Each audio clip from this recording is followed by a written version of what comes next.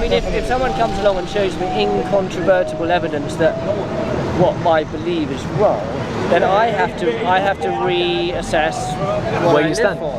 So this is in 2 Kings chapter 24 verse 8. So Jehoiachin was 18 years old when he began to reign, and he reigned over Jerusalem for 3 months. Fine. Jump forward to 2 Chronicles. Yeah, 2 Chronicles, brilliant, thank you.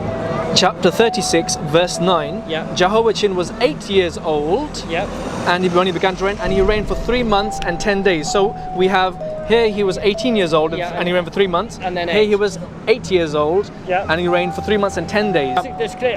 So I don't know how to explain that. Now, you don't need to explain it. Yeah. I mean, it's not something which I'm asking for an answer, but I'm just trying to show you reasons why, as Muslims, we would question this as being the word. The term contradictions in the Bible and difficult to understand parts of the Bible are not new to Christian apologists or critics of Christianity from non-Christian and atheist backgrounds.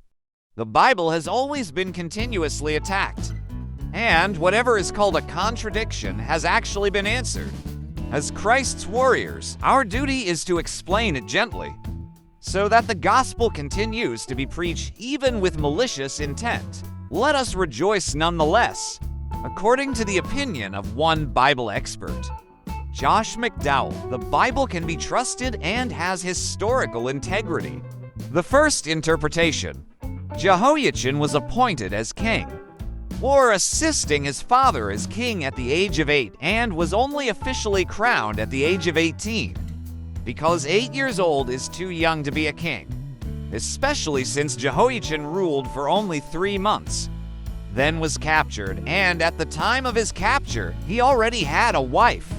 The second interpretation: who is Jehoiachin?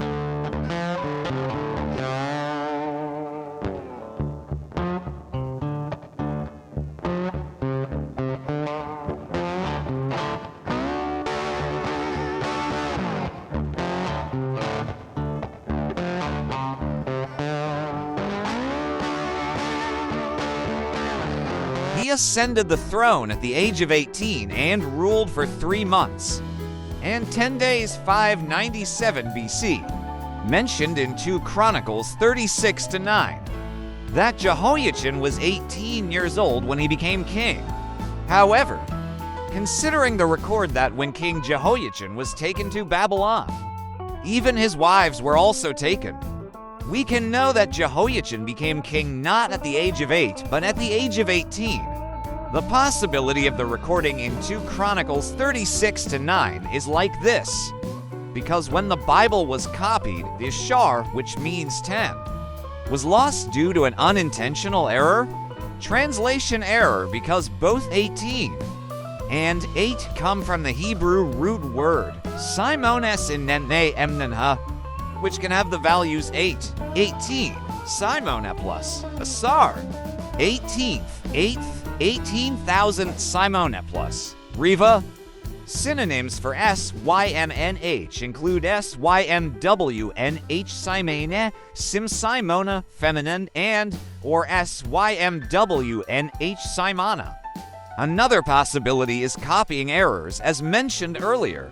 Original Old Testament manuscripts no longer exist, but we have copies of the original manuscripts. By comparing several copies of these manuscripts, we can conclude that Jehoiachin ruled at the age of 18, 2 Chronicles 36-9 in the Masoretic text, and translated by the King James Version with 8 years old, while older texts like the Septuagint write, Huios Octakaitic at 18 years old. Compare with the New International Version. Translation for 2 Chronicles 36-9. Jehoiachin was 18 years old when he became king, and he reigned in Jerusalem 3 months and 10 days. He did evil in the eyes of the Lord. The NIV footnotes write, 1 Hebrew manuscript. Some Septuagint manuscripts and Syriac see also 2 Kings 24-8, most Hebrew manuscripts 8. Clearly, there was a copying error where 18 should have been written as 8. So recent translations have corrected it to 18 years old. If you, as a Bible translator, Find data in 10 documents as follows. 3 original manuscript copies write 18. 2 original manuscript copies write 8. For translations, translate 8. 1 translation translates 18. In this case, there is enough information to conclude that 8 years old is incorrect, and the correct age is 18 years old. 8 years old is too young to rule. However, some commentators argue that it could be correct. They believe that Jehoiachin was officially crowned king at the age of 18 after his father's death. Today, many old age records have been found, supporting the authenticity of existing books. The New Testament itself, having 5,300 manuscripts and fragments in the Greek language, 10,000 manuscripts of the Latin Vulgate, and 9,300 ancient manuscripts in other translations. In other words, the New Testament has more than 24,000 manuscript copies available for use.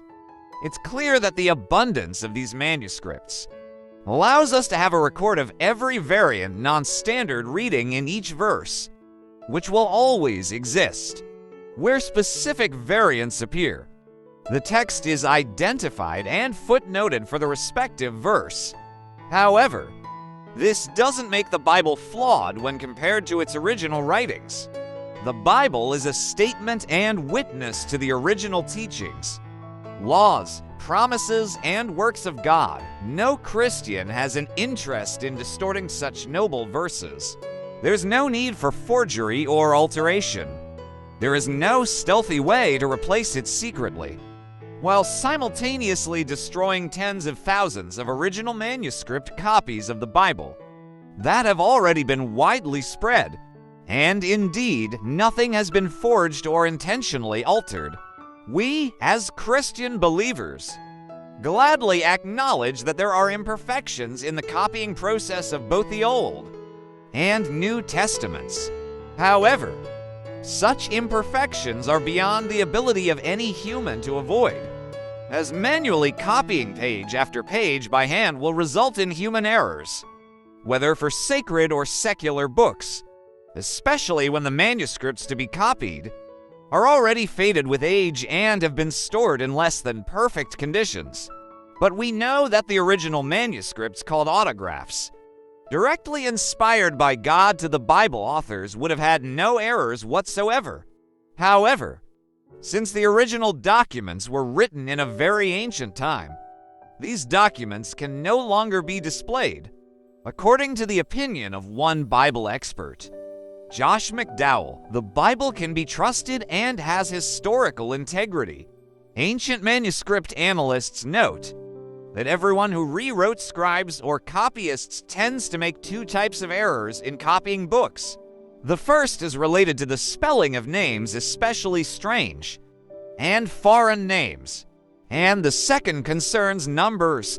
The fact that these 2 types of errors are mainly found in copied Bibles further proves that the errors in the biblical texts were made by the copyists alone. If it were indeed true that the original Bible messages were contradictory, then the evidence should be found within the Bible itself.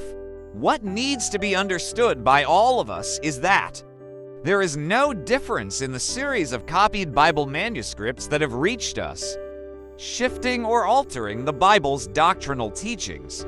In fact, the Holy Spirit has intervened and ensured that the copying of the Bible texts does not alter the doctrinal teachings. Note, if there is anyone trying to tamper with the Bible to distort its teachings, their target would not be the intricacies of numbers and letters that have absolutely no significance on the doctrinal teachings themselves. God made His words truth through revelation, inspiration.